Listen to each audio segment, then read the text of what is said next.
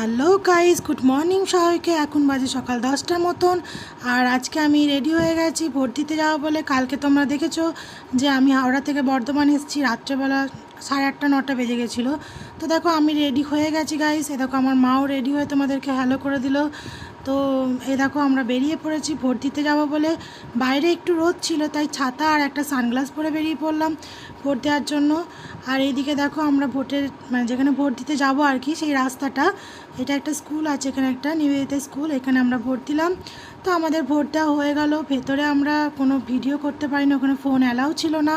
তো বাইরে বেরিয়ে একটা ভিডিও করে নিলাম, দিয়ে আমি আর মা যে যাচ্ছি, আমাদের ভোট দেওয়া হয়ে গেছে। এই যে দেখো আমার আঙুলের দাগটা। তো ফাইনালি আমরা ভোট দিয়ে বাড়ি চলে এসেছি। এবার আমরা দুজনে একটু বসে আছি।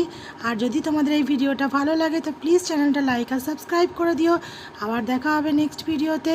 আর তোমরা কে কে ভোট দিলে সবাই জানিও কমেন্ট করে।